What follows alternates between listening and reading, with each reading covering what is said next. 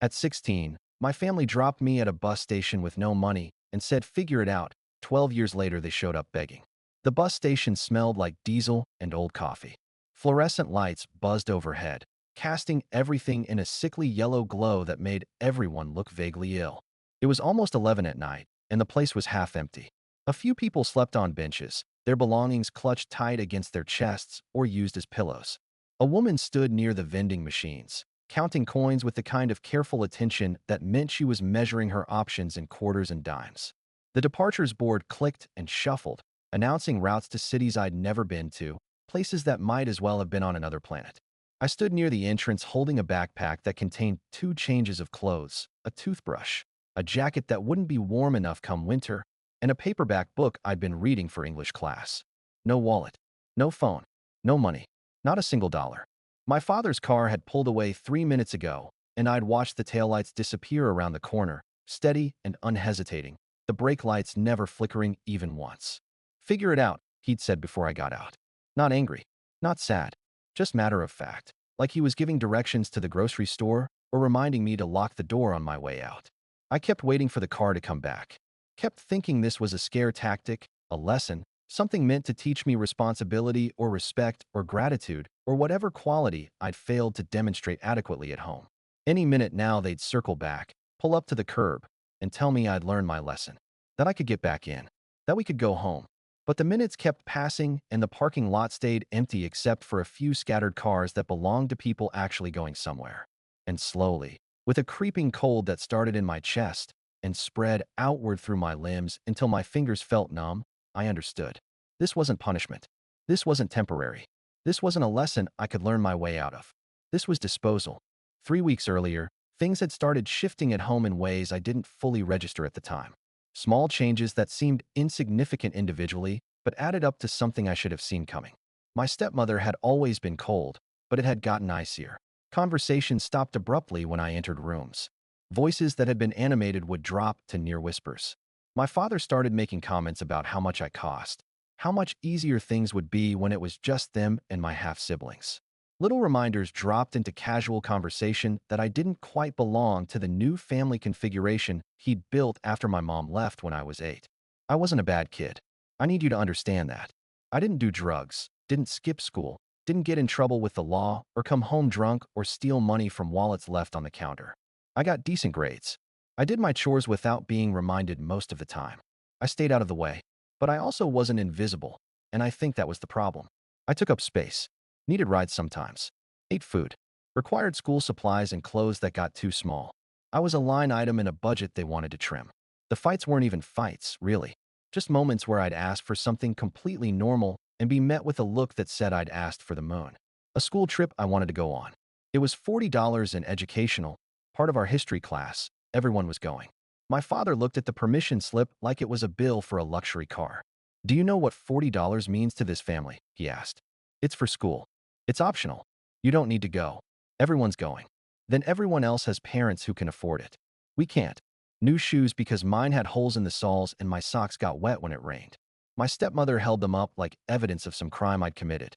These are barely worn," she said, "even though you could see daylight through the bottom. They're falling apart. You're too rough with your things. This is why we can't have nice stuff. You don't appreciate anything." Permission to join the debate team. It was free, no cost at all, just after school twice a week. My father said no without even looking up from his phone. "You need to come straight home. Your stepmother shouldn't have to arrange her whole day around your activities." I could take the late bus. I said no. "Always something with you," my stepmother said once, during an argument about whether I could keep the light on past 10 to finish homework. Always needing, needing, needing. Do you know how exhausting that is? After that, I learned to want less. I spent more time alone in my room, trying to fade into the background, believing that being unnoticed might bring peace, that absence could somehow make me easier to accept than being there. I walked instead of asking for rides. I skipped school events rather than ask for money. I stopped seeking permission altogether, choosing instead to act, or not act, in silence, hoping my choices would pass without drawing attention either way. But it didn't matter. The decision had already been made. I just didn't know it yet. My half-siblings were 7 and 9. They were allowed to join sports, have birthday parties, ask for things. When they needed new clothes, it was just shopping. When I needed new clothes, it was a referendum on my worth. I watched this double standard play out daily and tried not to let it eat at me, tried to tell myself it was because they were younger, because they were actually his kids with her, because I was older and should understand. But understanding didn't make it hurt less. The day it happened was a Saturday in October. The leaves were changing and the air had that sharp quality that meant winter was coming. My father told me to pack a bag, said we were going to visit my aunt upstate. It seemed plausible enough. I hadn't seen her in maybe 5 years, but she existed, lived somewhere north, sent Christmas cards with generic messages signed by her whole family. Could theoretically be expecting us. I packed light. Figured it was a weekend trip. Figured I'd be back by Monday for school. I put in some clothes, my toothbrush, the book I was reading. I grabbed my jacket, the thin one because I didn't think I'd need the heavy coat for just a weekend. When I came downstairs, my stepmother and the younger kids were in the living room. She was helping them with some craft project, construction paper, and glitter spread across the coffee table. She didn't look up when I walked past. The kids waved absently. I said bye. No one said it back. We drove for about an hour and 20 minutes. My stepmother stayed home with the younger kids. It was just me and my father in the car, and he didn't say much. Didn't play music. Didn't make conversation. Just drove with both hands on the wheel, staring straight ahead like he was following directions to somewhere specific. I tried making conversation a few times. Asked about work, whether his latest project was going well. He said fine. Asked about whether we'd stop for food because I was hungry. He said no. Asked about what Aunt Marie was like these days, whether she still had those two big dogs she used to have. He said he didn't know. After a while I stopped trying. Just watched the scenery change from suburbs to highway to more industrial areas. Warehouses and strip malls and storage facilities. Not the kind of neighborhoods where people lived. Not the kind of place where my aunt would have a house. When we pulled off the highway and I saw the bus station, I thought maybe we were picking someone up. Or maybe Aunt Marie lived near here and we were meeting her for dinner first. Or maybe my father needed to drop something off. I didn't question it. Didn't see it coming even though looking back, every sign was there. He parked in the lot. Turned off the engine. Sat there for a moment with his hands still on the wheel, staring straight ahead at the grimy building with its flickering sign. "You're 16 now," he said. Not looking at me. Looking forward. "Old enough to make your own way." I didn't understand. The words were English, but they didn't connect to meaning right away. I kept waiting for the rest of the sentence. The part that made it make sense. The context that would turn this into something reasonable. "What?" I said. "Your stepmother and we've talked about this. We can't keep supporting you. It's not sustainable financially or emotionally. You need to figure things out on your own." The words hung in the air between us. I looked at his profile, waiting for him to smile or laugh or indicate in any way that this was some kind of terrible joke. He didn't. "We're at a bus station," I said stupidly. "I know. I don't have any money. You'll find work. People do. I'm 16. Old enough." He reached across me and opened the passenger door. Cold air rushed in. "Take your bag." I sat there, frozen. This couldn't be real. This couldn't be happening. Parents didn't do this. This was something that happened in movies, in news stories about terrible people, in after-school specials meant to scare kids.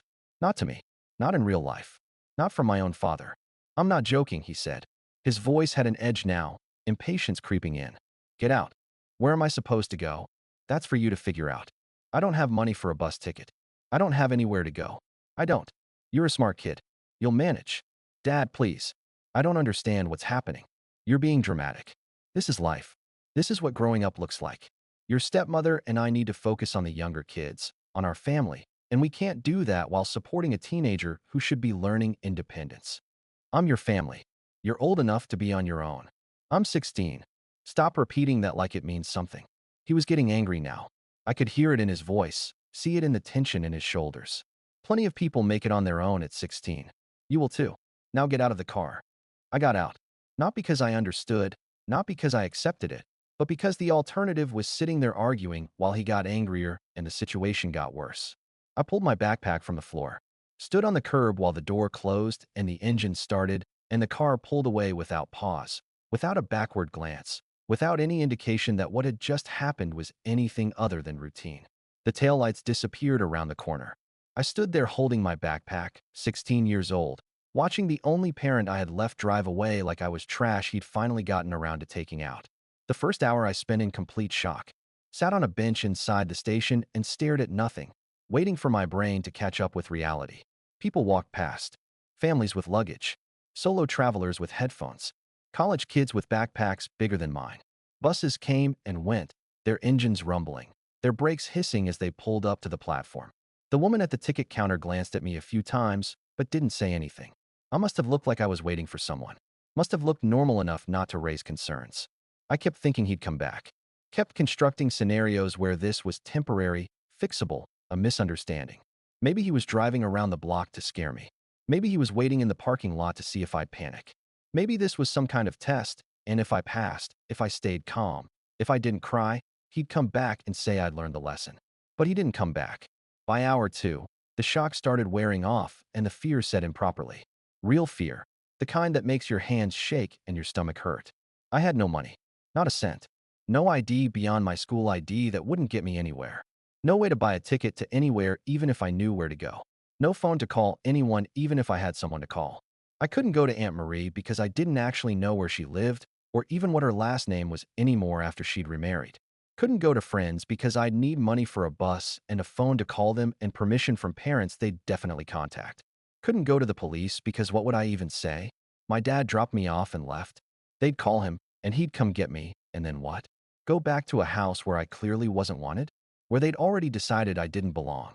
I was stuck. Completely, utterly stuck. By hour three, I realized no one was coming and I needed to think about basics. Food, shelter, safety. The things I'd always taken for granted were suddenly urgent questions with no obvious answers. The station closed at midnight.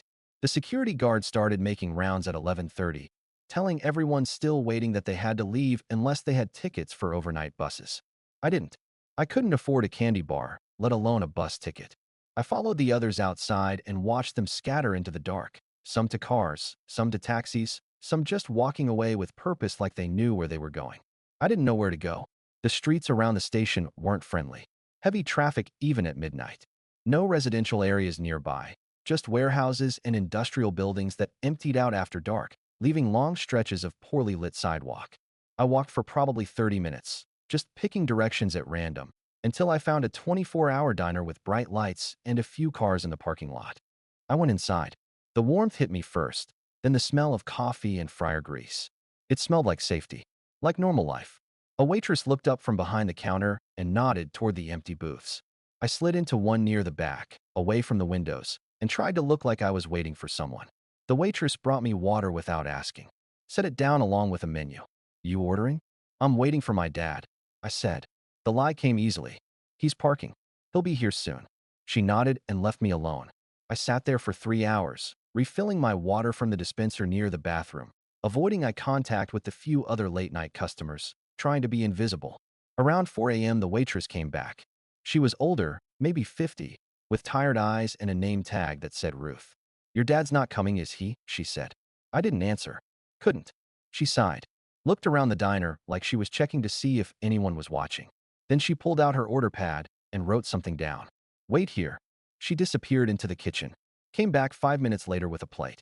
Toast, eggs, hash browns. Set it down in front of me. Eat. Then you need to leave before the owner comes in at 5. He's not as nice as me. I stared at the food. My eyes burned. I don't have money. Didn't ask for any. Eat. I ate. It was the first food I'd had since lunch the day before. The eggs were overcooked and the toast was too buttery, but it was the best meal I'd ever had. When I finished, I looked up at Ruth. Thank you. Where are you going to go? I don't know. How old are you? 18. I lied. She didn't believe me, but she didn't push it. There's a shelter on 5th Street. They take walk-ins. Tell them Ruth sent you. I thanked her again and left. Outside, the sky was starting to lighten, that pre-dawn gray that means morning is coming whether you're ready or not. I walked until I found the shelter. It was locked. A sign said they opened at 7. I sat on the steps and waited, my backpack clutched against my chest, watching the city wake up around me. The next few weeks blurred together in a haze of survival mode that didn't leave room for feeling much of anything beyond immediate needs. The shelter helped. They gave me a bed for 30 days, 3 meals, access to showers, and a laundry room. They had a social worker who asked questions I didn't want to answer. Where were my parents? Why was I alone? Had I run away? I lied. Said my parents died in an accident, that I'd been living with a friend but it fell through, that I just needed a little time to get on my feet. She didn't believe me, but she also didn't push too hard. She'd seen enough kids like me to know that sometimes the truth was worse than the lie, and sometimes pushing meant losing the kid entirely to the streets. She helped me find work. Under the table stuff, places that didn't ask questions. I washed dishes at a restaurant where the owner paid cash at the end of each shift. 4 hours a night, 6 nights a week. It wasn't much, but it was something. I saved everything. Bought the cheapest food I could find. Tried to make a plan. But 30 days goes fast when you don't have a backup plan. When the shelter stay was up, I had maybe $300 saved. Not enough for first month, last month, and deposit on an apartment. Not nearly enough. The social worker gave me a list of other resources. Other shelters. Transitional housing programs with waiting lists months long. I thanked her and left and tried not to let the panic show. I found a room eventually. A house where 6 other people lived, all in similar situations. The landlord didn't ask for ID or references or proof of income. Just cash every week and you kept your space. My room was barely a room. More like a closet with a mattress on the floor. One small window that didn't open. Thin walls that let me hear everything happening in the rest of the house. But it was mine. It locked from the inside. It was warm when it got cold outside. After a month of shelters and worse, it felt like winning. School fell away without me even deciding to quit. I tried going back at first, showed up one Monday like nothing had happened. But without a parent to sign forms, without a stable address to put on paperwork, without being able to explain where I'd been or why, it became impossible. The guidance counselor called me in, asked questions. I gave vague answers. She said she was concerned, that I seemed to be going through something, that there were resources available if I needed help. But those resources all required parents, required guardians, required a system I no longer fit into. I stopped showing up. No one came looking. No truancy officers showed up at the house where I rented the closet room. No one called my father to ask where I was. I just disappeared from the system like I'd never been there at all. I was a ghost, existed in the margins of normal society, worked jobs that didn't report to anyone, lived in places that didn't run background checks or credit checks or any checks. I was 16, then 17, moving through the world like I was invisible. But I didn't break. Something in me, some core thing I didn't even know I had, refused to break. I kept trying to reach them at first. Found a payphone about a week after he'd left me, spent 2 of my precious quarters to call the house. My stepmother answered on the third ring. "Hello. It's me," I said. My voice sounded strange to my own ears. "Small. I just need to come home. Please. I don't need much. I'll stay out of the way. I'll get a job and help pay for things. You made your choice," she said. Her voice was cold, matter of fact. "I didn't choose this. Dad dropped me off at a bus station. He left me there with nothing. You've always been dramatic. Your father gave you an opportunity to grow up, and you're wasting it feeling sorry for yourself. I'm not feeling sorry for myself. I'm trying to survive. I'm living in." She hung up. I called back. Let it ring 20 times. No one answered. I called again a week later from a different payphone. Spent 2 more quarters I couldn't really afford to spend. My father picked up this time. "Stop calling," he said. He'd recognized my voice immediately. "I don't have anywhere to go. That's not my problem anymore. You're 16. Figure it out." I'm trying to figure it out, but I don't have any help. I don't have any money. I don't. You have hands. You have a brain. That's all anyone really needs. The rest is just excuses. I'm your son, and you're old enough to be your own person. Stop calling here. You're not coming back. Move on. The line went dead. I stood there holding the payphone receiver, listening to the dial tone, feeling something inside me harden and calcify into something that would never soften again. I didn't call again. Years passed. I worked. I saved. I survived. It wasn't pretty and it wasn't easy, and there were times I didn't think I'd make it. Times I got sick and couldn't afford a doctor. Times I lost jobs and couldn't make rent and had to sleep rough until I found something else. Times I got robbed or threatened or scared enough that I considered just giving up entirely. But I didn't give up.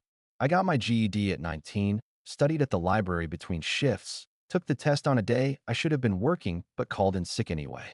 I passed. It felt like winning something important, like proof that I was more than just a kid who'd been thrown away. I started taking community college classes at 20. 1 or 2 a semester, whatever I could afford after paying for rent and food and the basic necessities of staying alive. It took forever. Took longer than it should have. I failed classes sometimes because I had to work double shifts and couldn't make exams. Had to drop out for an entire semester when I got pneumonia and couldn't afford both medical bills and tuition. But I kept going, kept building something that looked like a future. By 23, I had an associate's degree in business administration. By 25, I had a job that wasn't under the table, that came with benefits and taxes in a W-2 form. A job that required a resume and references I'd cobbled together from professors who remembered me as the older student who always sat in front and asked good questions, and supervisors who'd been kind enough to vouch for me even though I'd only worked for them a few months at a time. By 27, I had my own apartment. A real one. In a safe building with working heat and air conditioning and neighbors who nodded hello in the hallways. It had a bedroom and a living room and a kitchen with appliances that all functioned. It had a lock on the door and a lease in my name, and I'd paid the security deposit with money I'd saved myself. It wasn't much by some standards. The furniture was mostly secondhand. The TV was small and old. The decorations were minimal because I still lived with the mindset of someone who might need to pack everything into a car at a moment's notice. But it was mine, built from nothing, built from being left at a bus station at 16 with no money and no plan and no one who cared if I lived or died. And I had figured it out, just like he'd told me to. At 28, my life had a rhythm, quiet but stable, predictable in a way that felt like luxury after years of chaos. I worked in administration at a nonprofit that helped at-risk youth. The irony wasn't lost on me. I answered phones, managed schedules, processed paperwork. It wasn't glamorous, but it paid well enough, and the people I worked with were kind. They treated me like a person, like I mattered, like my contributions had value. I had a small apartment with furniture I'd bought myself, plants I kept alive through careful attention, a routine that felt normal. I woke up at the same time every day, made coffee, went to work, came home, made dinner, read or watch TV, or sometimes just sat in the quiet and appreciated the simple fact of having a space that was mine. I didn't have a lot of friends. Trust came hard after everything. But I had a few people I could call. Coworkers I got lunch with sometimes. A neighbor who watered my plants when I traveled for work conferences. A woman I'd been seeing casually for a few months, nothing serious but nice, someone to get dinner with and talk to about normal things. I'd built this slowly, carefully, without any safety net or family support or anyone to fall back on when things got hard. And I was proud of it in a way I couldn't fully articulate. It was mine. Every piece of it. No one had given it to me. No one had helped me beyond small kindnesses that I remembered and tried to pay forward when I could. I'd done this myself, from absolutely nothing, starting from that bus station 12 years ago. I thought about my family sometimes, but less as the years went on. The anger had faded into something more like indifference. They were people who'd existed in my past. People who'd made a choice that defined them more than it defined me. I'd made my own choices in response and built a life they had no part in and no knowledge of. I didn't expect to ever see them again. Didn't want to. Had made my peace with being alone in the world, with building my own definition of family from the people who showed up consistently and treated me with kindness. Then one Saturday morning in October, exactly 12 years after he'd left me at that bus station, someone knocked on my door. I wasn't expecting anyone. It was my day off, and I'd planned to do laundry, maybe go to the farmer's market. Generally, just exist in my space without demands on my time. I looked through the peephole and saw a woman I didn't immediately recognize. Older, tired-looking, wearing clothes that had seen better days. Then she turned slightly, and I saw the profile, and my stomach dropped. My stepmother. I stood frozen with my hand on the doorknob, my heart suddenly pounding. She knocked again, harder this time. "I know you're in there," she called. "I can hear you breathing. Please, we need to talk. It's important." I could have not answered, could have stayed silent and waited for her to leave. But something in me, some part that needed to face this head-on, unlocked the door and opened it. Didn't step back, didn't invite her in, just stood there blocking the entrance, looking at this woman who'd told me 12 years ago that I'd made my choice. She looked different. Older, obviously, but also worn down in a way that had nothing to do with age. Her clothes were clean but cheap, the kind you get from discount stores. Her hair needed cutting and coloring. She'd lost weight in a way that didn't look healthy. She looked like someone who'd been running on empty for a long time, surviving but not thriving. "Hi," she said. Tried to smile. It didn't reach her eyes. "You look good. Really good. You've done well for yourself." I didn't respond. Just waited. "Can I come in? Just for a minute. I drove 4 hours to get here." "How did you find me?" "Your father hired someone. A private investigator. It took months. You don't have social media or any kind of online presence. You're very hard to find. That's intentional, right? Of course. Smart.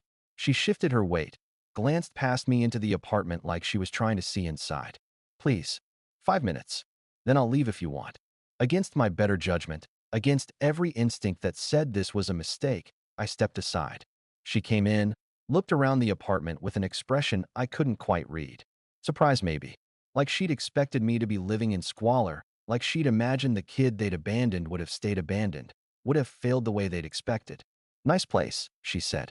Really nice. You've done well. We're proud of you. I almost laughed. What do you want? She sat down on my couch without being invited, like she had a right to be there. Folded her hands in her lap in a gesture that might have been meant to look humble, but just looked calculated. Your father's sick. Has been for about a year. Pancreatic cancer. It's stage 4. It's bad. I waited. Didn't react. Didn't give her anything. We've been trying to manage, but the medical bills are crushing us. The insurance won't cover everything. There are experimental treatments that might help, but they're not approved yet, so we have to pay out of pocket. We've gone through our savings. Sold the house. We're living in a 2-bedroom rental now, and we're barely making it. Still waiting. Your siblings are still in school.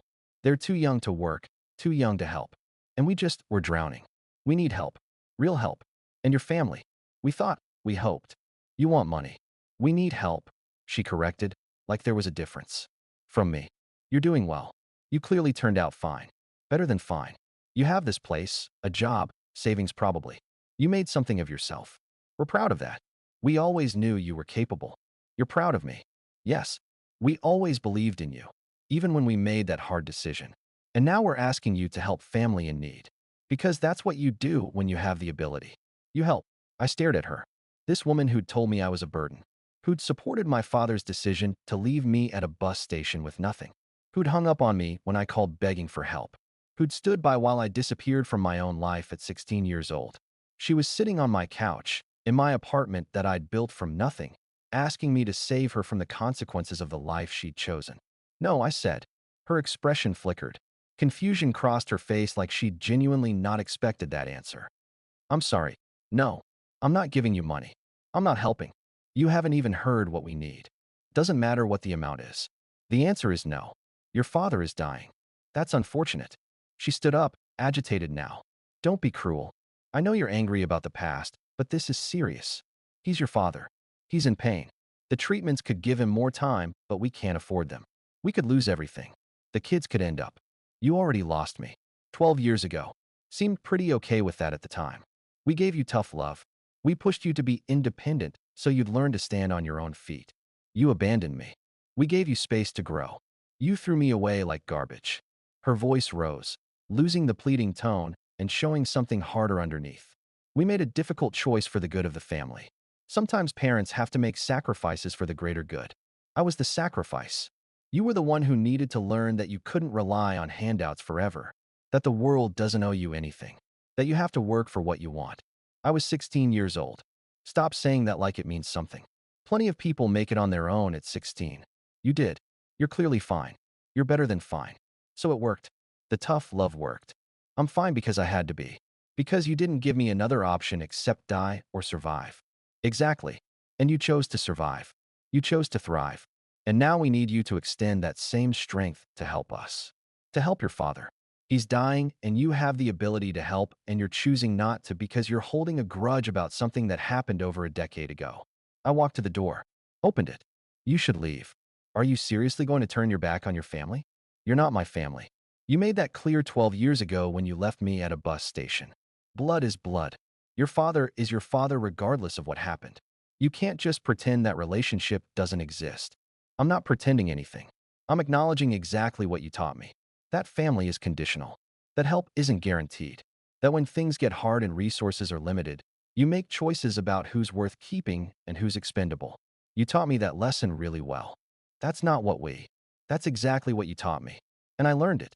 I learned it perfectly. And now I'm applying that lesson back to you. She grabbed her purse. Her face red now. Anger replacing the fake sweetness. You're making a mistake. When your father dies, you're going to regret this. You're going to have to live with the knowledge that you could have helped and chose not to. Maybe, but it'll be my choice. My decision. Just like leaving me was yours. You're being petty and vindictive. I'm being consistent. No, you're being cruel. You're punishing us for trying to help you grow up. You didn't try to help me grow up. You got rid of me because I was inconvenient and expensive, and you wanted to focus on your real family. The kids ask about you sometimes, she said, trying a different tactic. Your brother and sister. They barely remember you, but they know they have an older brother somewhere. They'd like to meet you. And when they find out you refuse to help save their father's life, what do you think that's going to do to them? I think they'll learn the same lesson I did. That family is conditional. That help depends on usefulness. That when you're no longer valuable, you're disposable. She stared at me for a long moment, like she was trying to find some other angle, some other approach that might work. Then she walked to the door, stopped in front of me. I hope you're happy. I hope this bitterness keeps you warm at night. Because you're going to be alone forever with this attitude. I've been alone since I was 16. I'm used to it. She left. I closed the door behind her and stood there, my heart pounding, hands shaking with adrenaline. The apartment felt too small suddenly, too quiet, like the walls were pressing in. I sat down on the floor, back against the door, and tried to breathe normally. The guilt came in waves.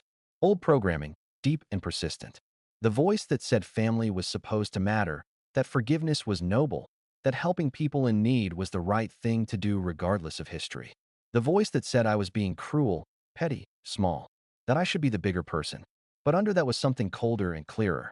The memory of being 16 and terrified, of sleeping in parks and washing up in public bathrooms, of working under the table for less than minimum wage and eating one meal a day to save money, of calling home and being told I was dramatic, that my survival wasn't their problem, that I needed to figure it out. They'd taught me how to live without them, had made it very clear I couldn't count on them, that I was on my own, that figuring it out was my responsibility and mine alone. And now they wanted me to forget that lesson because it had become inconvenient for them. 2 days later, my father called. I didn't recognize the number, but answered anyway, some instinct telling me who it would be. You turned your stepmother away. His voice was weaker than I remembered, but still had that edge of authority, that tone that expected compliance. Yes, that was disrespectful. Okay, I'm asking you, as your father, to reconsider. We need help. Real help. This isn't about pride or old grudges. This is about survival. About life and death. I know what survival looks like. I know what life and death stakes feel like. You taught me. Don't be dramatic. I'm not. I'm being honest. You taught me what survival looks like when you left me at that bus station with nothing. Silence. Then, that was a long time ago. 12 years. You needed to learn independence. Needed to learn how to stand on your own. I was a child. You were old enough to work. Old enough to make decisions. Old enough to take responsibility for yourself. I was old enough to be abandoned. I gave you an opportunity. You gave me nothing. You took everything and then told me to figure it out. His breathing was labored. I could hear it through the phone, the rasp of damaged lungs struggling to process oxygen. Part of me felt sympathy. Part of me felt absolutely nothing. I'm dying, he said finally. I'm your father, and I'm dying, and you won't help. You have the ability to help, and you're choosing not to because you're angry about a decision I made over a decade ago. I'm choosing not to help because you taught me that help is conditional. That when you decide someone isn't worth your resources, you cut them off. I'm just applying the same logic. You're going to regret this when I'm gone. Maybe, but it'll be my regret. My choice. My decision about how I spend the resources I built from nothing. Just like it was your choice to leave me with nothing. You're being childish. I'm being exactly what you made me. Someone who knows how to survive without family. Someone who learned that the only person you can count on is yourself. You wanted me to figure it out. I figured it out. I just didn't figure it out in a way that's useful to you now. He hung up without saying goodbye. I sat holding the phone, waiting to feel something bigger than the quiet certainty that I'd made the right choice. The calls kept coming for a while after that. My stepmother. My father when he had the strength. Once, my half-sister Emma, who I barely knew, who would have been 9 when I was left at the bus station and was 19 now. She cried through the whole conversation. Please, she said. I know you don't know me, but he's my dad. He's in so much pain. The treatments could help, but they're so expensive. We've sold everything. Mom works 2 jobs. I had to drop out of college to help. We're doing everything we can, but it's not enough. I'm sorry you're going through that. Then help us. No. Why? I don't understand. He's your father too. He was. Then he decided he wasn't. Then he left me at a bus station with no money and told me I wasn't his problem anymore. That was different. How? I don't know. I was 9. I don't remember it clearly. But Mom said it was complicated, that they were struggling and had to make hard choices. They chose to get rid of me. They chose to help you become independent. Is that what they told you? It's what happened. You're independent. You're successful. You have a nice apartment and a good job. They were right. I have those things because I had no choice. Because it was that or die. Not because they helped me, but because they forced me. So help them now. Show that you're better than they were. Show that you can be the bigger person. Emma, I don't know you. You're a stranger to me. And I'm sorry your dad is sick. I genuinely am. But he stopped being my father 12 years ago when he drove away from that bus station. That was his choice. And I'm making my choice now. She hung up crying. I felt bad about that, but not bad enough to change my mind. The last call came from my stepmother 3 weeks after her visit. Her voice was different this time. Not pleading, not angry, just tired. I hope you're happy, she said. Your father's care is being reduced because we can't afford the full treatment plan. He's in pain, real pain, significant pain. And you could stop that, but you're choosing not to because you're selfish. I'm choosing not to because you taught me that help is conditional. That family is negotiable. That when resources are limited, you make hard choices about who deserves support and who doesn't. That's not. You made your choice 12 years ago. I'm making mine now. He's going to die. Everyone does eventually. You're going to have to live with this. When he's gone, you're going to have to live with knowing you could have helped and didn't. I'll manage. You taught me how to live with difficult things, how to survive when no one helps. I learned that lesson really well. You're cruel. I'm what you made me. She hung up. I blocked the number. Blocked all of them. Every number they'd called from. Every possible way they had of reaching me. And then it was quiet. I waited for the guilt to consume me. For the regret to hit, like everyone said it would. For some moment of clarity where I'd realize I'd made a terrible mistake, that I should have been the bigger person, that I should have helped regardless of history. It didn't come. What came instead was a strange kind of peace. The understanding that I didn't owe them anything. Not forgiveness. Not money. Not a relationship built on their convenience and my compliance. Not help that they denied me when I needed it most. They'd taught me to survive alone. Had made it very clear that I couldn't count on them.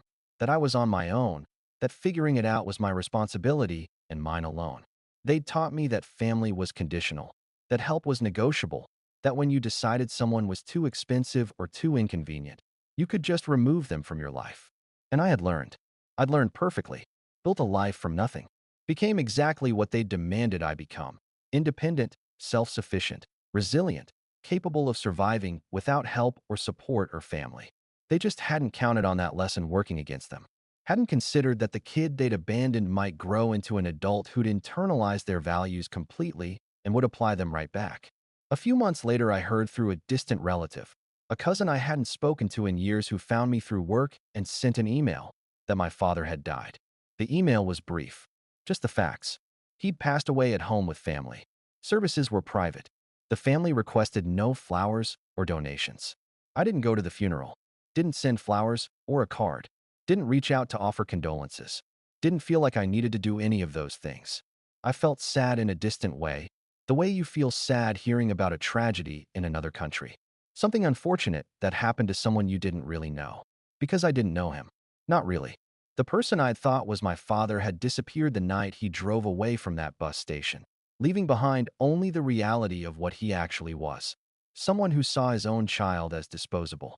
I kept living my quiet life. Kept working, kept building, kept moving forward in the way I'd learned to do. I thought about that night sometimes, standing in the bus station at 16, watching taillights disappear. Thought about how terrified I'd been, how certain I was that I wouldn't make it. But I had made it. Not because of them. In spite of them. Not because they'd given me tough love or taught me independence or any of the other narratives they'd constructed to make themselves feel better about what they'd done. I'd made it because I'd had no other choice. Because the alternative was dying. And some part of me, some stubborn core I didn't even know existed, had refused to give them that satisfaction. I'm 28 now. I have a life I built alone from absolutely nothing. I have stability I earned through years of struggle they know nothing about. I have peace I chose over obligation, over guilt, over the programming that said family matters regardless of how they treat you. And I have no regrets about the door I closed, or the calls I didn't take, or the help I didn't give. Because at 16, standing in that bus station watching my father drive away, I learned exactly what I was worth to them. Learned that I was disposable. Learned that I didn't matter enough to keep. At 28, I finally learned what I was worth to myself. And that was worth more than any version of family they were offering. They'd wanted me to figure it out. And I did. I figured out how to survive without them, how to build without them, how to live without them. I figured it out so well that when they came back begging, I didn't need them anymore. And that's the lesson they never expected me to learn. If you made it this far, thank you for listening. I know this isn't the story where everyone reconciles and heals and learns to forgive. But that's not always how it goes in real life. Sometimes the people who hurt you don't deserve your forgiveness. Sometimes choosing yourself is the only choice that makes sense. Sometimes the tough love they claim to give you teaches you exactly the lesson they didn't want you to learn. If you've ever been told to figure it out on your own, if you've ever built something from nothing, if you've ever had to choose between family and self-respect, between obligation and boundaries, between their needs and your peace, you're not alone. Your survival matters. Your boundaries matter. You matter. Hit that like button if this story resonated with you. Subscribe for more real stories about survival, consequences, and choosing yourself. And leave a comment if you've ever had to make a choice like this, if you've ever had to walk away from family, if you've ever learned that sometimes the best thing you can do is exactly what they told you. Figure it out on your own. Thanks for being here. Thanks for listening.